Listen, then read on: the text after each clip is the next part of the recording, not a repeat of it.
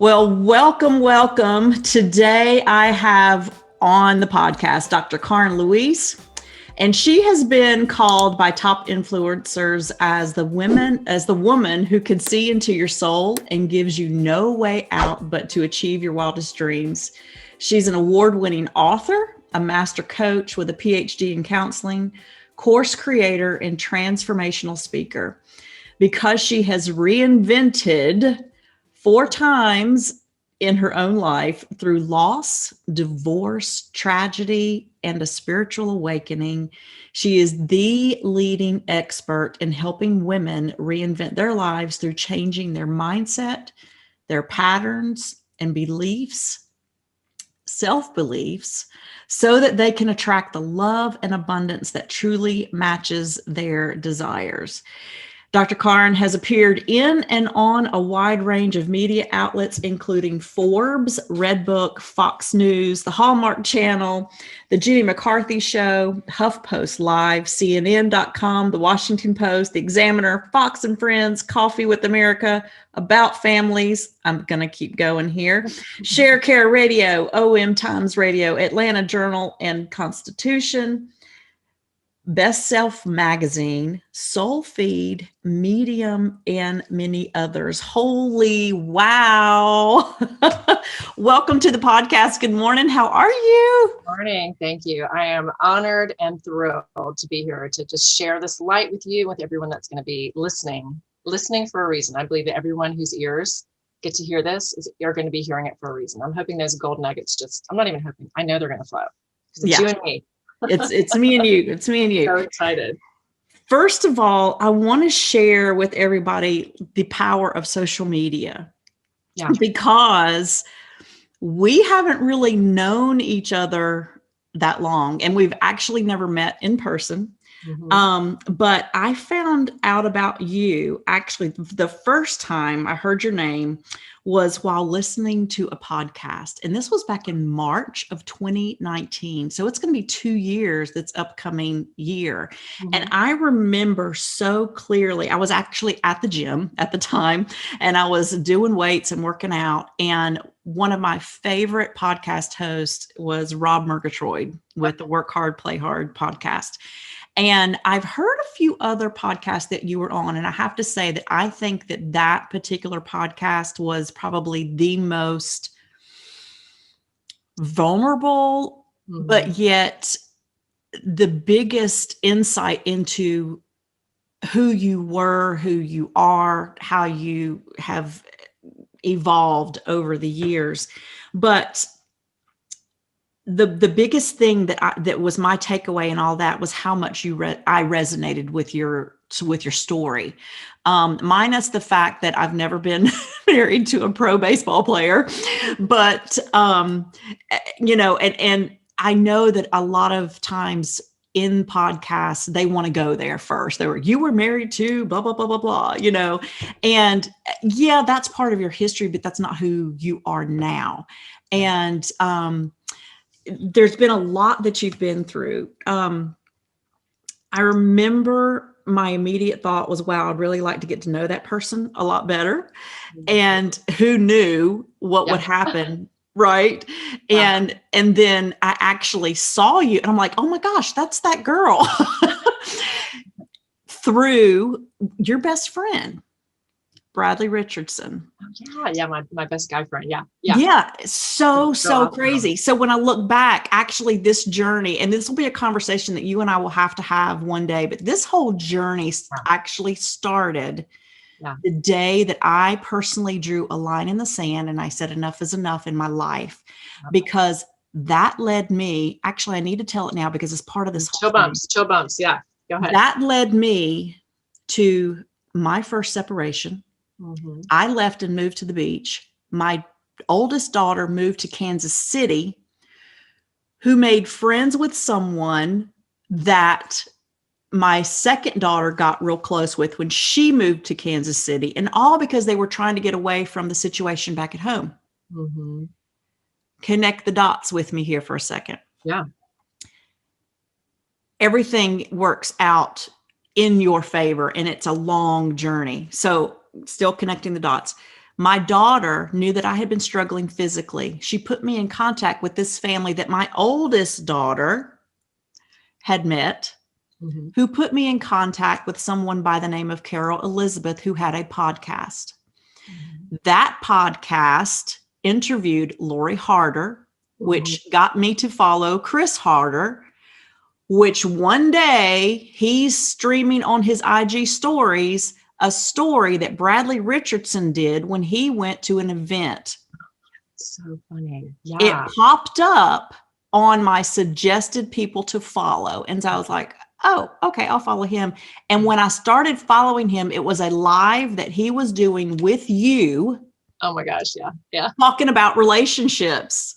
And I don't know, you probably don't even remember that, but I remember the live, but I didn't know this. And you and I have been friends for a while. And I actually commented, oh my gosh, I have a really close friend just like that. Those friendships are a treasure. And one of y'all commented back, and I can't even remember what it was, but then I didn't see you again until this year. And now here you are. That's amazing. I didn't know that. Bradley's going to love that, of course, too. But there are no coincidences in the universe.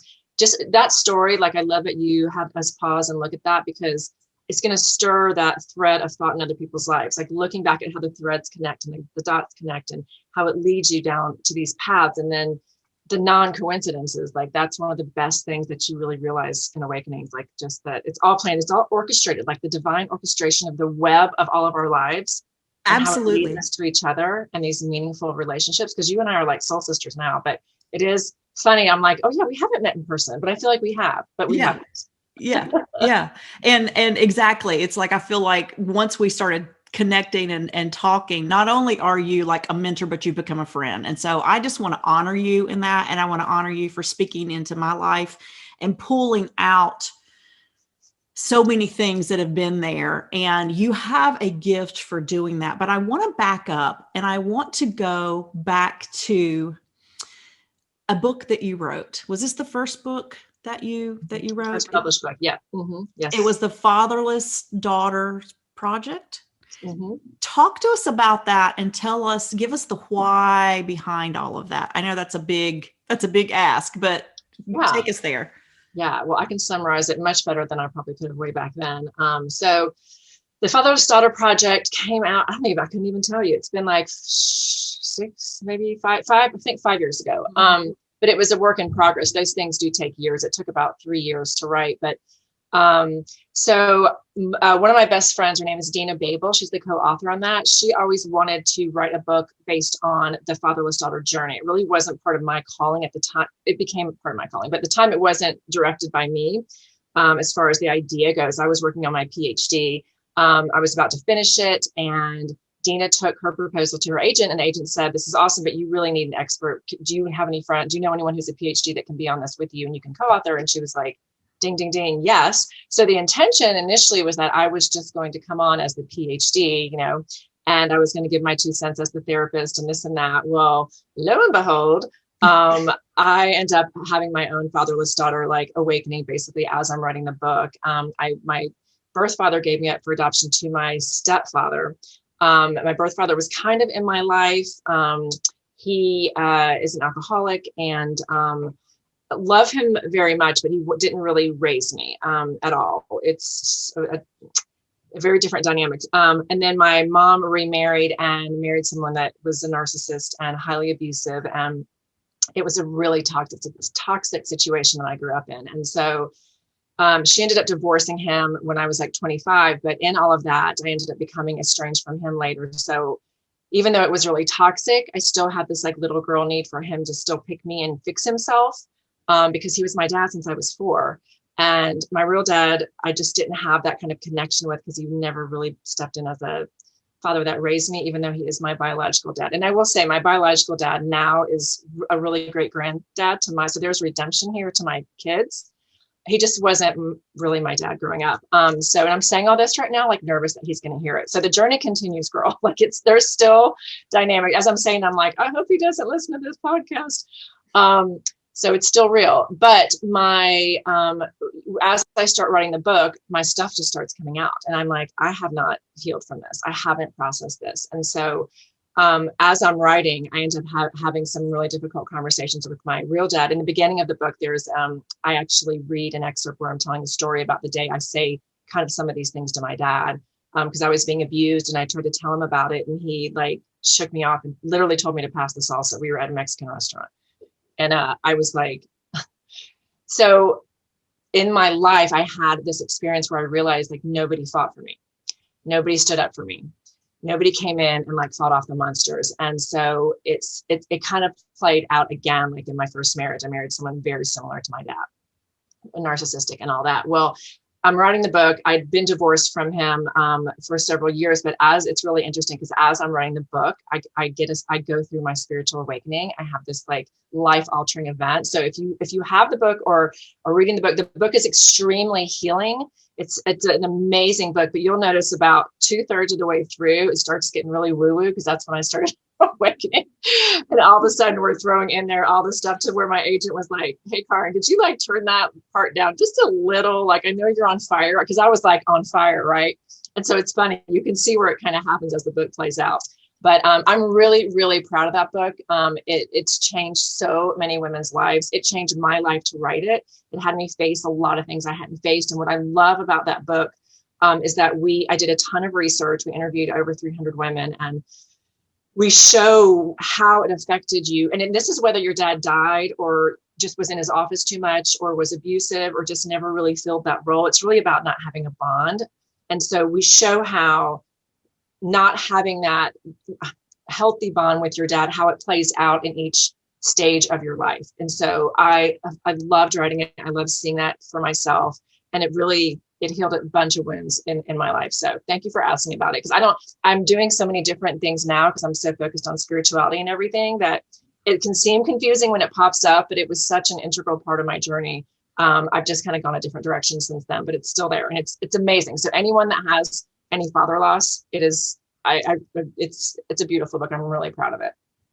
So good. The reason I wanted to bring that up is because I do know that there are a lot of women that still have issues with or pain and trauma around their father figure of sorts. And so I just wanted to drop that in to give a source, because I know that they can find that book on Amazon. And so we'll definitely have that in the show notes. But I want to talk about where you actually, your background. So you talk about being, having this PhD, and you went back to school. So your first marriage, how long were you married, your first marriage? So we're kind of dancing around that I was married to Chipper because people will be like, who is it? I know, right? My first husband was Chipper Jones. He played for the Atlanta Braves, and we were married. I mean, right out of college, we were married from 1992 until the divorce was final in 2000. So 8 years. So like eight years and some change. Yeah. You went back to school after that. Tell us why. Because that was a pivotal moment in your life at the end of all of that. Tell us why and what that training brought up in you and how it led to kind of where you're at right now. Such a great question. And thank you for asking me that, because I think that people don't give voice to these parts of people's journeys very much, because they're pivotal.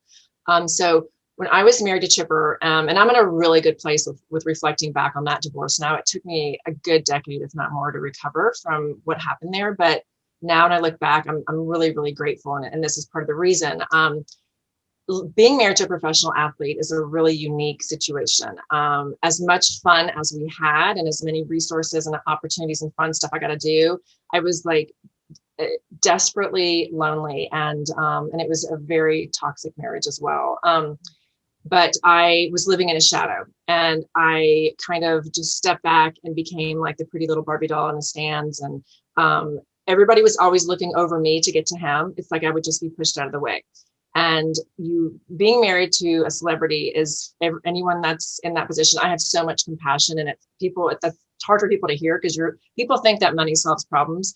And to a certain point it does. But after a certain point, especially when fame's involved, there are so many more problems that people don't understand. And it's a very lonely place to be honest, because you're surrounded by people that even though you love the attention because your ego's there, you also know deep down that they're there because of the situation that you're in and the money that you make and how famous you are, not because of really who you are. Or at least most celebrities, and I have clients that are actors and they say the same thing, like you just don't know who your real friends are. So you're living in this really lonely space. And so when that divorce ended, the divorce process itself like almost killed me. It was really very traumatic. His attorney was just, it was evil. It was just pure evil what they did to me during that divorce. And looking back, I'm just like, they shattered me. I was already shattered, but to be honest, the divorce process. So I have such a heart for people that go through difficult divorces because they don't stop at anything. And they tried to make me feel like I was crazy, and it undid me for a really long time. So I am leading to the answer. So I went through all this where I was in the shadows, and then they made me feel like I was crazy and I just didn't feel smart and I just didn't know who I was. And I came out of this completely depressed, very, very suicidal.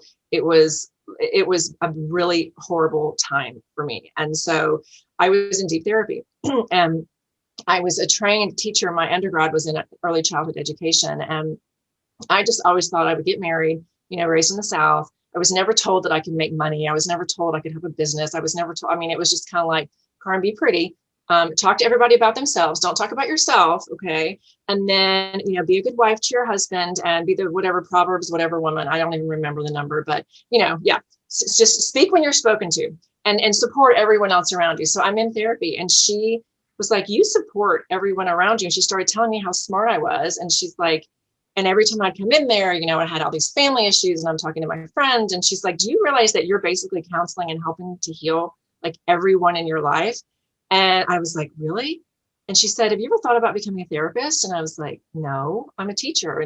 But it like shined this light on a part of me that I never, ever thought about. So slowly but surely, I decided I'm going to go back to school. And the first step was taking the freaking GRE to get into the program, which I didn't think. I hadn't been in school in 10 years. And I was like, there's no way I'm going to be able to do this. Or it had been like 8 years. But anyway, I had to go I decided to take one of those Kaplan courses. And I was so nervous. So there were all these little steps, right? Like you look at someone like I have a PhD, that's a summary, but there were a million steps to get there. Am I smart enough? Can I do this? And then I ended up rocking the GRE. And I was like, oh my God, was discovering I'm pretty smart. Like I've been living like crouched down in the shadows for all these years and nobody's given me credit for anything. And I was believing it. And so I got into a master's program and I ended up like getting straight. Like it was so easy for me. And it's because it was my calling. Right. And so I started making 4.0s like every 4.0 every year. And then I never considered, let me tell you, Karin, when I was graduating from college, I went to Wesleyan College down in Macon, Georgia, an all girls conservative school. Of course, I spent half the time at Mercer in the fraternity houses, but we'll leave that part back in the 80s or the 90s, I should say. But anyway, I'm sorry to sidetrack myself talking about fraternity houses. Anyway, I didn't think that I was smart enough. Okay, so I was going to get married and bake cookies and have 2.5 kids and a picket fence. That was the plan. So here I am, not married, 30 years old. And back when I was graduating from college, so many of my friends were going to business school, going to law school. And I literally was looking at them like, are you kidding me? Why would you choose to keep going into school? Like what? Hell no. Like it was not even no way. Like I wanted to get married and whatever. And so there I was. And all of a sudden I realized I'm actually smart enough to do this. Can I really get a doctorate? Like that was not on my radar ever as a possibility. So I tiptoe in, I take the exam, I go through the, interview process of application, and I get in with 7 people into this, that's the top counseling program in the country at Georgia State here. I am shocked. I am completely shocked. And so that led me to this 10-year journey there, because then I got me married in there and I had 3 kids, and it took me 10 years to get that PhD. It's a really rigorous program, but the day that I finally did was like, I was so, so proud of myself. And I came into this, so I call it my mental awakening. I came into this space where I was like, oh my gosh, I'm smart and I can do this. And what also happened in that program was I say program, it's funny because it kind of reprogrammed me. I was programmed in a way that like homosexuality was wrong, that, if you got divorced, it was wrong. Like it was this very black and white conservative Christian upbringing. And it was a programming. And I definitely stood behind that. And I was like the first one to be very polarized in my views, judgmental, very judgmental. I'm in that program. There are many gay and lesbians in there. There are many diverse people from other countries that are in there. You're in that kind of environment. And I'm taking courses on consciousness and courses on ethnic diversity, courses. I mean, and all of a sudden, like I've never been around people like that, because I was like raised in a small town, went to school in a small town. And here I am exposed to this really international, diverse experience. And little by little, like the layers started coming off, and I started seeing my worldview really expanded. So that was the first layer of awakening. And that was a really long answer to your question. It's fun to tell the story. So thank you for letting me walk down memory lane, even though I got sidetracked. I really appreciate that. And I hope that people can relate to part of that, because it's such a beautiful awakening. It's like, and so many people are going through this now. I think as we're going through what's happening on the planet, like you're realizing there are more views than your own. And so I'm really big on looking at what's an inherited view, an inherited belief, and what's your real belief. And have you actually stepped out of your little box and really gone and experienced and listened to other people that are experiencing life that's different than yours, and maybe listened and realized that there may be a dialogue that you haven't heard before, and there may be your belief can shift. And so that's why I do what I do now. That was a big piece of it. All of that is so good. And my biggest takeaway in that is the aha moment that, oh my gosh, I'm actually really good at this. And giving yourself permission to have a second chance at life, at what you're good at, because you said that first divorce, I mean, it almost took you out. Yeah. You had issues with, thinking about, the depression and the suicide and the not wanting to be here, and you lost hope. And so finding that whatever it was inside of you that was like, I got to try one more time. And then it was like, ding, ding, ding, ding, ding. And what you didn't know that we had in common was I went back to school in my 40s. So there's just little things throughout our whole lives that are, we're crossing paths. And I think it's kind of cool. You did become a mother after 10 years of infertility. Another little thing that we had in common. Mine wasn't 10 years, but talk to us about that, because there's so many things that you've done in your life. I mean, it wasn't just, being married to a pro baseball player, going back to school, finding your second husband, you kept yourself pretty busy. I mean, you volunteered at the Ronald McDonald House for 2 decades. You've been a keynote speaker. You now have 3 absolutely beautiful souls that you've given birth to. Talk to us about those years of infertility and kind of the things that women experience in all that, because that is a very painful, it's a painful place. Yeah, I'm so glad you're asking me that, because I rarely talk about it. So part of the story of me becoming a counselor, so I was an elementary school teacher. All I ever wanted was to be a mom, and all I ever wanted was to be around kids. And my heart was like so pure that way, right? And so, I always babysat. I was very into Barbie dolls. Like I just wanted to be a mom. And so when everything happened, I'm just going to throw this in there. Part of my trauma was I literally, and I'm going to go back, but I literally could not be around kids for a while because I was so traumatized from not being able to have them. And that's why I didn't go back to teaching, because it was PTSD. I couldn't be around kids. And so that is part of the segue that I went in to work with adults. But going back, I really thought, and this is, everyone will nod their heads and laugh that's been past this age. So you think you have it planned out, right? Like I thought Chip and I got married. I was 22. He was actually 20. We're literally right out of college. I thought, this is great. We're going to live the high life. And he hadn't made it yet. Let me just make this point. He had not made it to the major leagues when I married him. He was still in the minor leagues. There was no guarantee. We were living in like shoebox apartments with sheets on the wall, pinned up to the windows as curtains, having the best time. Like it was really fun. But we hadn't made the big league. So then he ended up making it. I thought my plan was to have 3 kids by the time I was 25. I could see 3. I thought by the time I was 25.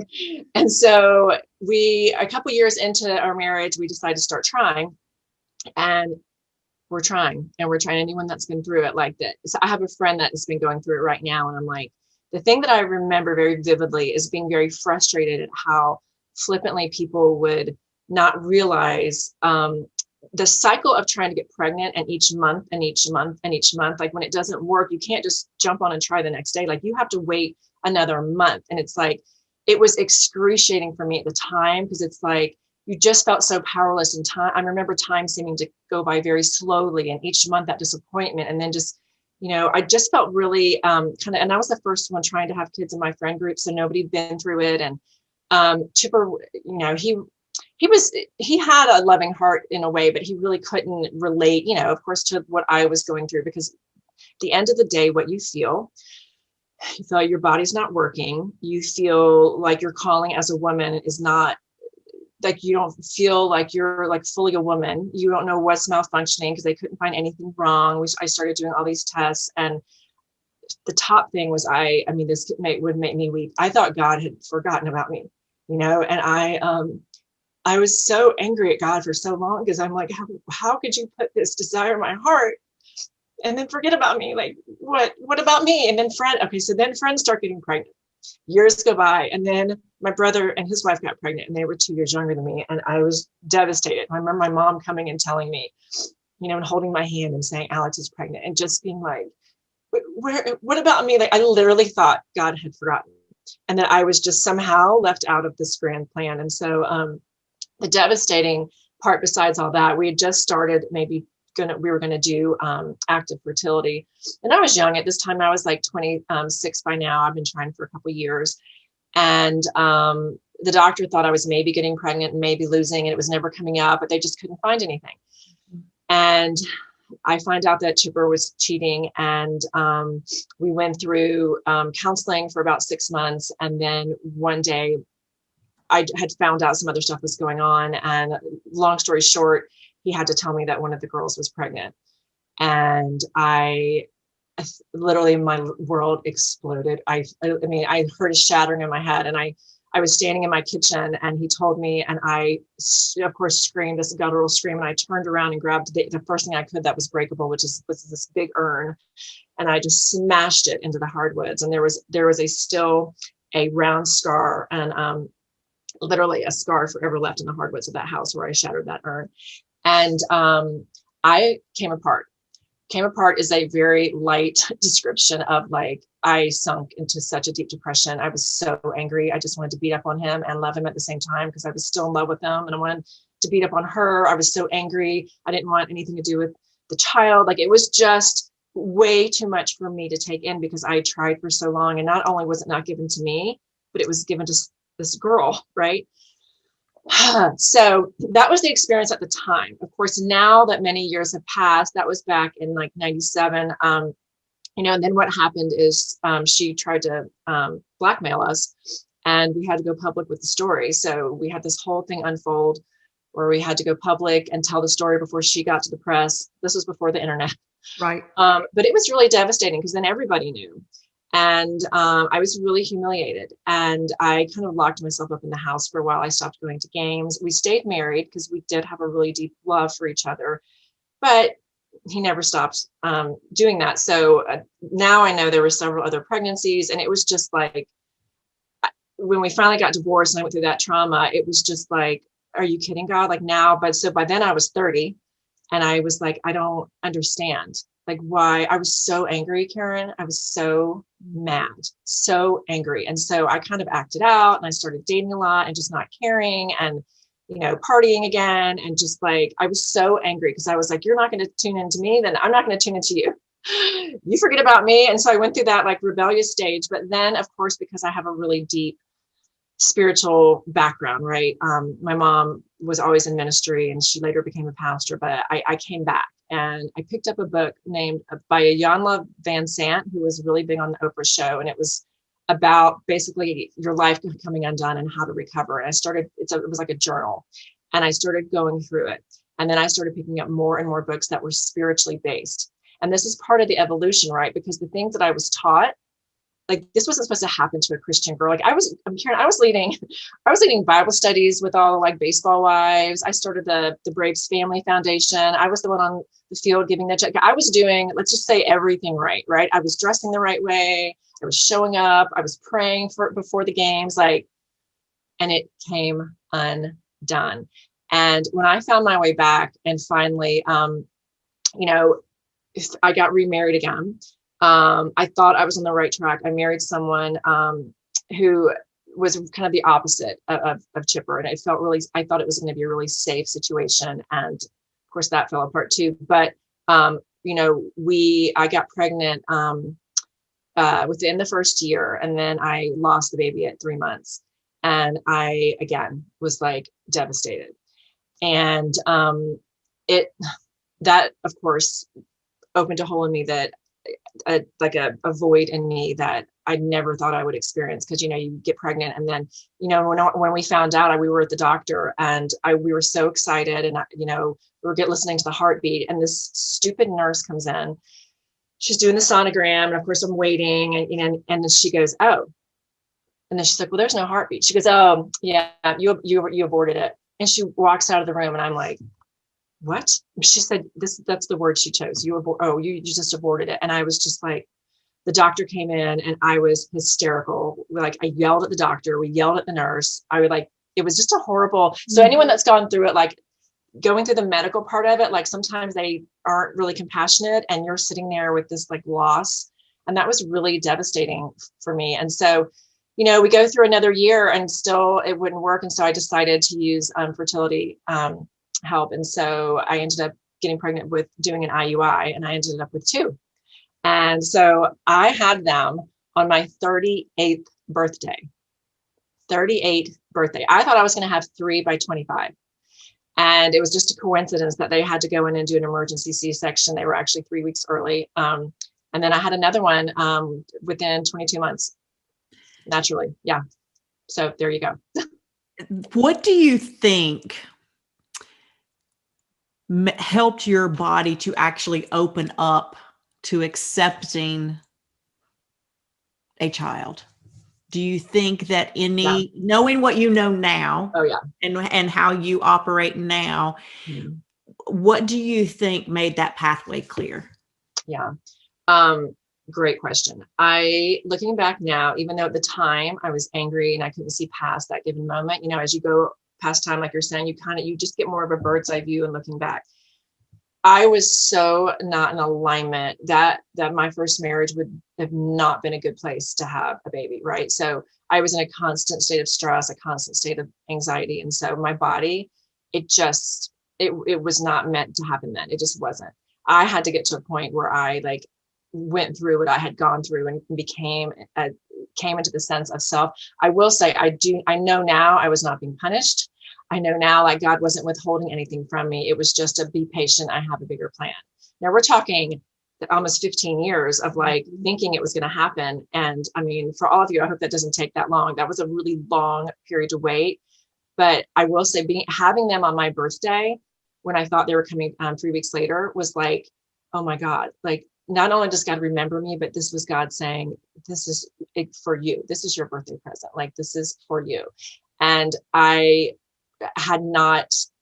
would never have been the mom that I am now. I would have raised them in a home that was so based in fear, like the way I was raised. Now I'm raising them in a home that's based in love. And the fact that I get to raise them from the space that I am, I like that. Besides the gratitude I have for my own awakening, my gratitude to raise the kids in a home where they pay attention to their energy. We pray, we talk to spirits. It's an amazing gift. So it wasn't the right time. It wasn't the right time. And it was the perfect time when I had them. I think that is amazing, and how blessed you are. You actually spent several years with your youngest, right? Going through some medical issues. And I spent 3 weeks with my middle child, Brooklyn, in the hospital. We almost lost her to severe case of pneumonia and 3 weeks was long enough. You spent several years. What was the tipping point, or what was it, do you feel, finally broke all of the medical trauma or things that were going on in his body. And he's doing great now, right? He's so great. Yeah, Hoyt was born with something called esophageal atresia with tracheoesophageal fistula. So his esophagus and trachea were one tube, right? His So he was.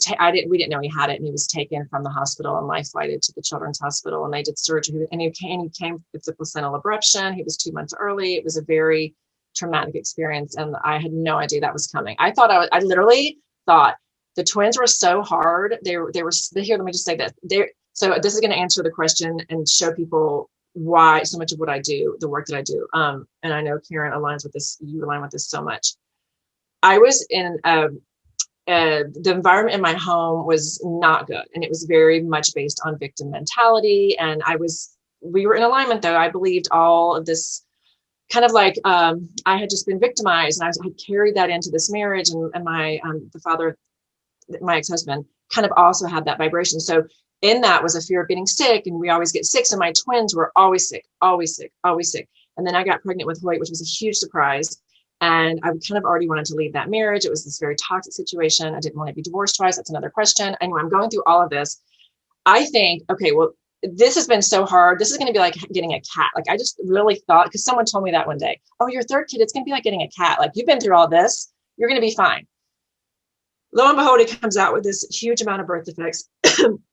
They don't know if it's going to make it. And I'm like, again, this is another part of the reinvention. Rug yanked out from under me as I'm laying in the hospital needing my own surgery, and they take him, he needs his surgery. And it was a long road. So for about 3 years, he was in and out of ICU, admitted to the ER. It was 49 times. And at one time, I think the longest was like a 6-7 week in there. And so it was what happened because his tubes weren't formed correctly. He had a lot of pneumonia and a lot of lung issues and a lot of swallowing issues. So his throat would close because it just never fully developed like ours did. It stopped. So his throat would close up a lot. So he would have what they call these little blue deaths where he would go totally blue. He would stop breathing, and I knew what to do. So I would bring him back. It was just moments, right? But I knew how to do it. And then there was one point where he actually did pass. And I had a nanny there, and she came screaming into the bedroom at like 2 a.m. and he's gone. He's gray. His heart had stopped beating, and he had already started to turn cold. And I grab him, and I'm screaming. He was exactly 5 months old. And I'm screaming, and I'm praying, and I'm screaming, call the ambulance. And he's just a flop in my arms, and everything's passing in front of my eyes. Like, I'm going to be the woman with the dead baby. God, can you really give me one more thing? I mean, oh my God. And I'm screaming, and I'm screaming at him, Hoyt, breathe. And I'm doing CPR on him, doing CPR and screaming, and we're all scrambling, and he won't breathe. I'm telling you, this was like 3 minutes go by. And I very vividly remember holding him cold. I stopped working on him, and I look at him, and his eyes open. Well, I thought that meant that he was, do you know how in the movies sometimes their eyes open when they die? So I thought that would happen. And then all of a sudden I heard him go, and I was like, I mean, yes, I worked on him, but that baby came back by himself. And all of a sudden he turned pink. And then all of a sudden he started crying, and the ambulance shows up, and I am like, oh my God. So a few other things happened, but that was a pivotal moment. I have my awakening because of another very drastic event in my life of losing someone really close to me. And I start going through this awakening process where I'm like, there's so much more than I believe that's coming undone right now. And that's a whole other story of the awakening. And so I start to see like this, that there's more to this. Like I can't find my answers in the Bible I was raised in, basically, or the way that I was taught to read the Bible. And so I started looking at other things. And so I picked up a book on victim consciousness, and I literally see my entire life story in this book. And I was like, oh my God, this is how I live. Like I literally say out loud all the time. Oh, like I had a friend that her kids get sick all the time too. And so the protocol is, okay, once they start getting the sniffles, go ahead and pack the bag, because literally I would plan it. So guess what? It would come true every time. Pack the bags, go to the hospital, prepare to stay overnight, prepare to stay for 3 days, go ahead and line up the meals, go ahead. I mean, it was like clockwork. And I realized that I literally was kind of creating this with the energy in my home. And so he actually fell into a pool, almost drowned. This was 2 years later, and I saved him. We're in the hospital again with a severe case of pneumonia. I was in the middle of my awakening. I'm realizing the power of my words, and I'm driving. He makes it, but that one was bad. That was really, his numbers dropped so low. It was really bad. Anyway, we get home and I hear a voice in my head say, "You tell him he is never going to get sick again. Tell him that he is healed and the doctors this time fixed the problem. Tell him it is done." I walked in the house. I knew I was going to be leaving the marriage I was in. My ex-husband goes upstairs. I look at Hoyt and I hold him and I say to his face, "Hoyt, guess what?" And he was 4 at the time, I think. I may have my years wrong, but anyway, about 4. And I say, "They fixed you.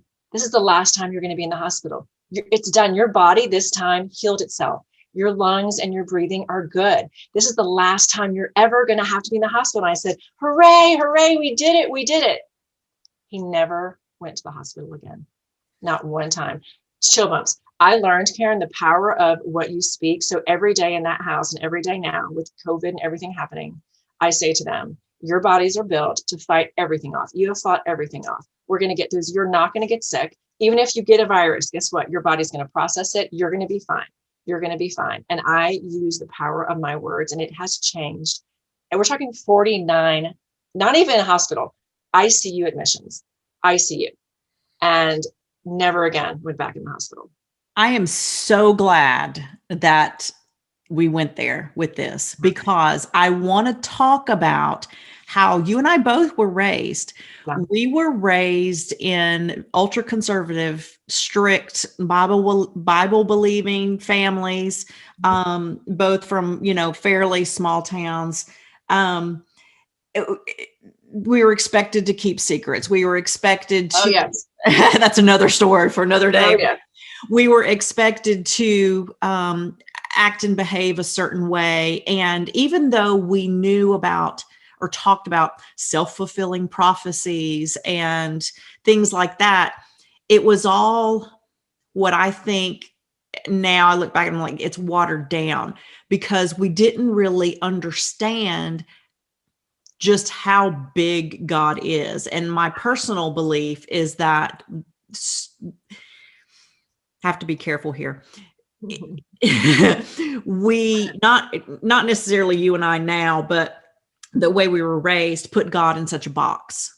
Mm-hmm. And we put it in such a way that miracles and the things that we said were only in the Bible. They weren't necessarily meant for today. And if they were meant for today, it could only come through the mouth of a preacher, a prophet, a whatever. And God forbid women speak in church or have any leadership roles in church.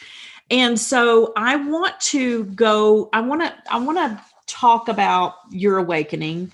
That word right now is being used a lot because a lot of people are coming into their own intuition. They're coming into asking questions. We were raised in the 80s. We're only a couple years apart. We were raised in the 80s where you didn't question anything. Mm-hmm. I mean, I don't know if you remember this or not, but I'm the adult. So what I say goes, you're the child, I'm the adult. It doesn't matter.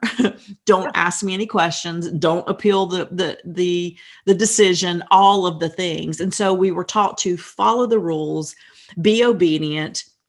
We could do the little rebellious stuff on the side, but at the end of the day, the choices that we made were because of how we were raised and what we quote unquote knew to be the right choice, because the picture, right? Yeah. So you had this spiritual awakening. You were hearing, for lack of a better word, voices, and you were hearing people speak to you or things spoken to you. And you felt in your inner knowing that was from God. It was from spirit. It was from, source, universe. Talk to us about that. Yeah. Well, to go back to what you were explaining, I want to insert that the being raised, it was do this and that because of fear. Yes. And that's the piece that I think is so important to mention, because I know that is in your story too. It's, but the church, that's what they were raised. And that's what also came spitting out of that generation, because the generation before told them that. So for me, it was being raised, that yes, if you did rebellious things, bad things were going to happen to you, because my mom actually, in the church, gave us this metaphor of the umbrella. Like if you were following and you were under the umbrella of God and you were following the commandments, then all good things were happening to you. And by the way, my life is proof that that is not true. All good things are going to happen to you. But if you step out, like this visual of like being rained on, and you go out and you rebel, then you're not under God's protection. And that's when bad things happen. And it's your fault because you didn't follow blah, blah, blah, blah. So there was all of this, this blame and shame and guilt and fear. And I was afraid. I was so afraid. So coming into the awakening, one of the biggest pieces that I realized was that there was actually no judgment. And that is the biggest awakening. And that, and the other day when I was doing a channeling and Jesus was talking about that there's no separateness, right? So that also is taught that there's a separateness. Therefore, if you do something wrong, this separate entity is going to, harm you, is going to strike you with lightning, and bad things are going to happen because you weren't a good girl. Well, what I know now and what's coming through with this awakening I think we're having is that Jesus is actually inside all of us. We don't have to go through anyone. The word that came through was gateway. Like you have the gateway inside of you. And so as far as like the voices or the, and it's not, I don't hear audibly. I get just a knowing. It's just a knowing. Right. So I will say, to my mom's credit, she always called out the still small voice inside of you. And that really, I had a mix of my mom was going through her own stuff. So it wasn't all bad. And it does inform a lot of what I'm comfortable with now. But I was always kind of taught that, but now instead of it feeling separate, so I ended up opening because I felt God as more loving than what I was raised as. I wasn't afraid anymore. So therefore, and I started feeling powerful. So when I realized coming out of this victim mindset that I'm powerful with my words, and that there's really no one out here that's waiting to punish me, waiting to do whatever, like I'm creating my life based on really what I believe I deserve. And keeping secrets, I mean, I was raised in a family where we all kept secrets. My dad was abusing my mom and all of us, and don't tell anybody. And there was more shit than I'm going to go into going on in my house. And we basically the Band-Aid was a Bible verse we would put on it and turn the other cheek. And I mean, literally, I remember when we called my dad out for something that was really bad that he had done. And the pastor came over and told us, they said, he who is without sin, cast the first stone, whatever. And we were like, okay, go back to our bedrooms and nobody speak up and tell anything. So, you're shut down. And so as I'm coming into this awakening, I'm realizing, no, we're not shutting down. We're not going to use our energy to go and like destroy people or like seek vengeance on people, but my voice counts. And the truth of my soul counts, and it's valuable and it's powerful. And I can interpret spiritual messages through me. I don't need anyone to tell me. And by the way, the things that you guys told me, no, that doesn't feel right inside of me. And the reason it doesn't feel right is because it's not in alignment with my soul. What do you want to say? I see you leaning in. Yeah. No, everything that you're saying is so good. And it reminds me of the scripture verse. It's actually mentioned twice. The first one is in Joel. I pulled it up this morning because I felt like we would eventually end up here, First one is in Joel, and it's chapter 2, verse 28. And it says, then after doing all of these things, I will pour out my spirit upon the people. Your sons and daughters will prophesy. Your old men will dream dreams, and your young men will see visions. And then again in Acts. Show if I'm still over.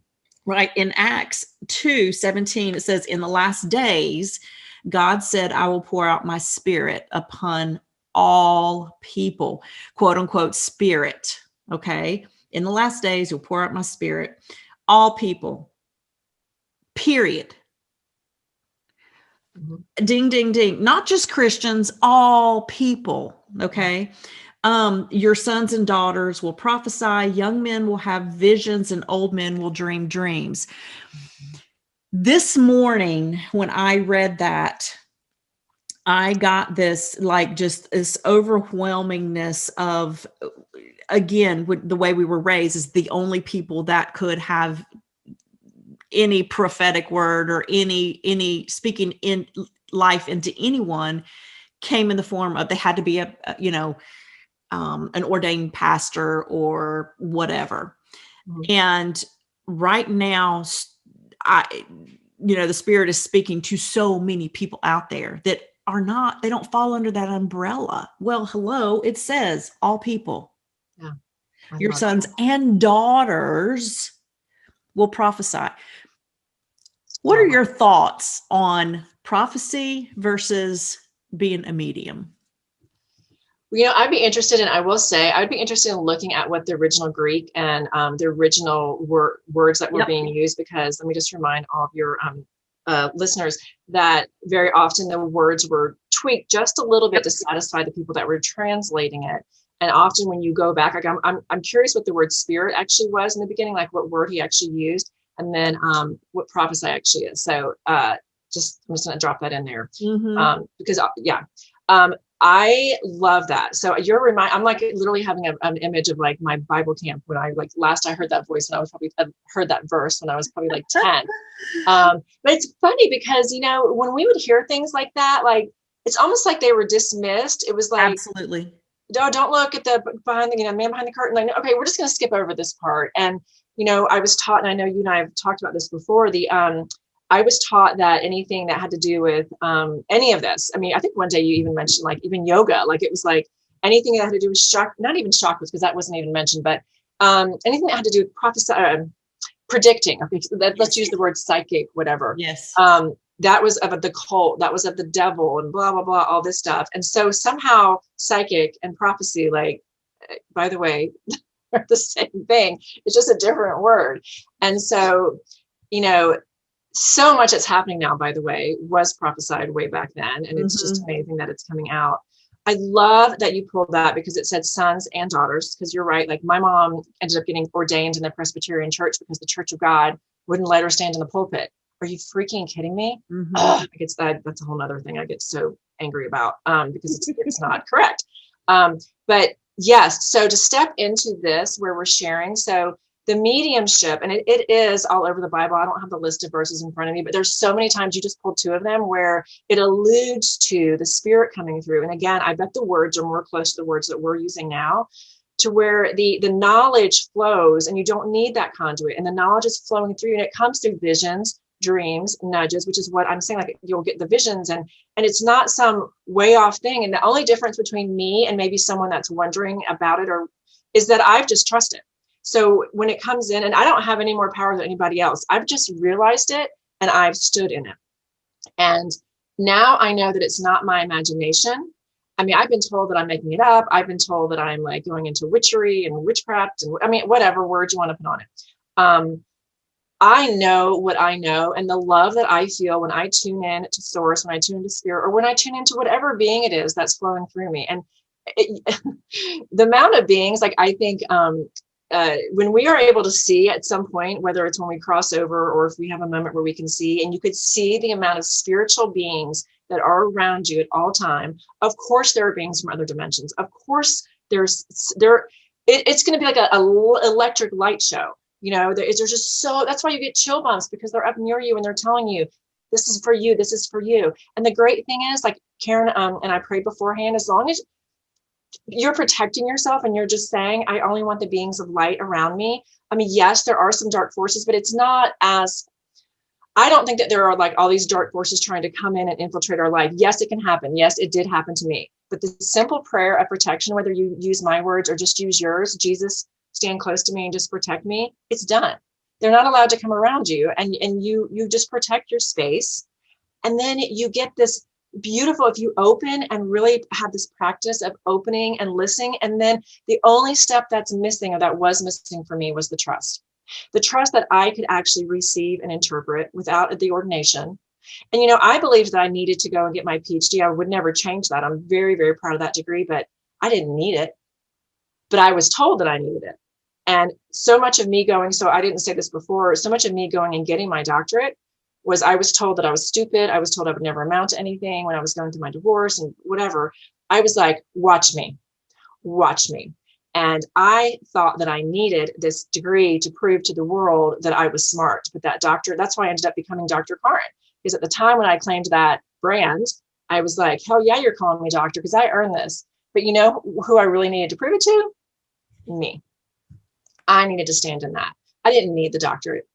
And no one needs the advanced degree. It's awesome if you're in school and doing it. What I needed was to stand in my own power. And for me to get there, all of these steps were necessary for me to drop the veil, open up to one more layer and stand in my strength. And it's a glorious thing to be 50 years old and to stand in my strength and not look back and be embarrassed or be regretful, but to say, look, this all led to where I am. And that's why I know you relate to this, Karin, and so many women are dropping the shame. So that was the big piece, dropping the shame that the church teaches. That's the lowest vibrational point of consciousness. Dropping the shame and being like, oh yeah, I was married twice. It didn't work. You're allowed, and here's a big thing. You're allowed to change your mind. You're allowed to change your mind when you get to a point that it doesn't align with your soul anymore. And your soul will tell you, oh gosh, I'm going to start preaching now. I know. About vibration. Your soul will tell you. And so that, I mean, like the grand thing about the story and all these stories is listen to your soul. Your soul will tell you if you're in a situation, whether it's a job or a marriage or whatever it is, an identity that doesn't align with you, your soul will keep knocking and knocking and knocking. And oftentimes that decision to make the shift is not going to match what you were taught in the church. And it's going to go against this version with all these rules that the church gave you for who's going to go to heaven. And by the way, we're all going to heaven. Of course, one of the best things, Karin, that someone said, and this is so simple to me, and then I'll stop. I'll chill because I know I'm like I get on my soapbox. Those of you that are mothers or fathers, your children. So if your children misbehave, would you go and break their legs? And then on the 5th time they misbehave, would you actually would you stick them in the fire pit in your backyard and light them on fire? Of course not. What would you do? You would talk to them, you would soothe them, you would love them, you would heal them, and you'd help them to get back. And if they mess up again, soothe them, help them, love them. God loves us. Source loves us so much more than we can ever imagine. You think the one being the whatever you want to call him, the source of energy, God, that loves us even more than we love our own children, even though it doesn't seem possible, would do the things that the church told us that he would do to us if we're bad? No, he's not. No. To me, when I heard that, I was like, that's the simplest, best explanation of why that teaching is incorrect. Because you would not do that to your own child. God would never in a million years ever want to do that to you. Right. Mm-hmm. It's all love, girl. It's all love. And that's the thing too, like flowing in the messages. It's all love. Yes. It's all love. Yes. And it takes, because we're so ingrained and we're so like, we're so disconnected. Our brains are so disconnected to our bodies, which are so disconnected to our source. And it's almost like the 3 parts of us are out there floating around somewhere.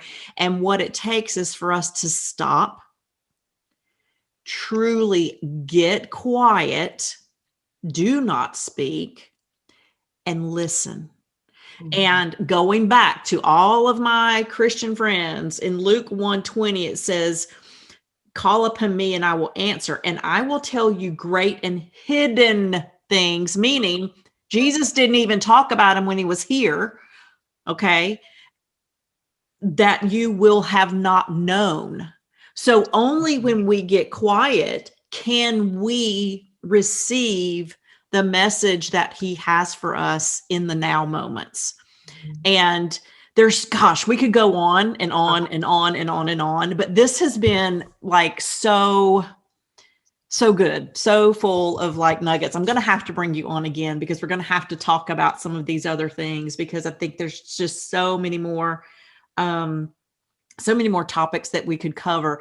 But you have some sources available to people that are wanting to like go on their own journey to learn and find out more about kind of what we've been talking about, the whole awakening and all of those things. And you have a course called, do you still have you've got the Love Shift? Yeah, it's not open right now. The Freedom Pathway is open, which is that's on my website.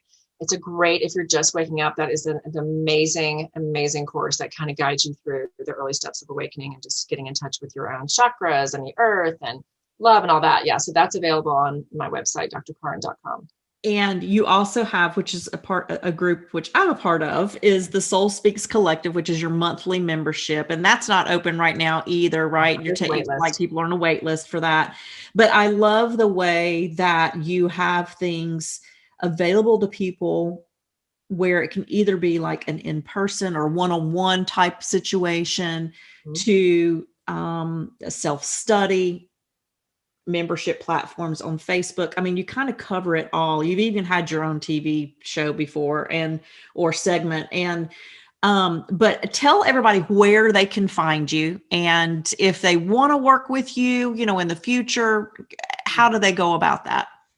Well, thank you. I want to go back 1 second now and I am so impressed that you found those verses and that you have shared them, because I hope what people take away is that when something comes to them that hasn't been told to them before, wasn't in some rule book they've read before, that it is a message to them, right? And it never comes across as like a scary warning, right? God speaks in love. It comes across as inspiration and as guidance. So trust that voice. And Karin, that was so beautiful that you opened that. So I thank you for that, because that was a really big gift you just gave everybody. So my website is Dr. Karin. You have to spell the word doctor out.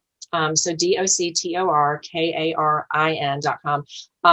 And I do have a program that's going to be coming out in early January too. So just keep an eye out for that. That's going to be my next big baby that I'm so excited about, opening up another space. But I also have an ebook coming out, and I think it'll probably be out in the next, but maybe when the show is on, and it's called A Spiritual Guide to Awakening. And that's going to be available on my website as well, which is this beautiful, I give you like the top 11 signs that you're waking up. I explain them to you, because what happens so much when people wake up, they're like, oh my gosh, because there can be a lot of discomfort and a lot of like, what is this? And they want to understand it. So I explain all of those kind of popping open signs. And I actually give you then kind of 6 tips of what to do to help your ride go smoother. So that is going to be very readable. It's very available. It's going to be a very low price. And so that'll be something people really want to grab.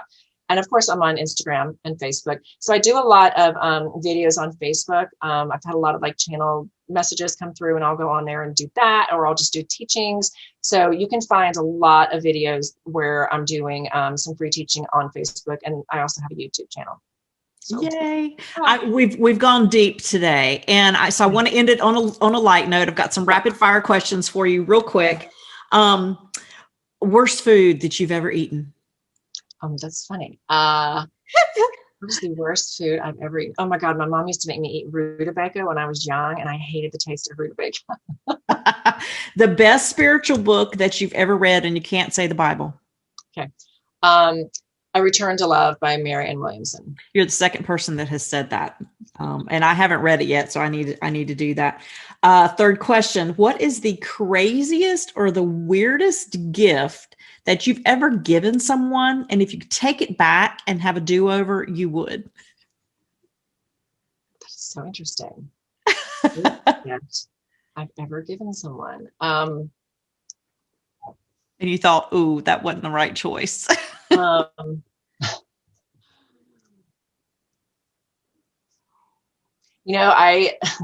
It's funny because I can't think of the weirdest thing that someone's given me. So I'm going to flip this, because nothing's coming to me. But what comes to me is the weirdest gift that I got. Can I do that? Yeah, absolutely. It's actually really funny.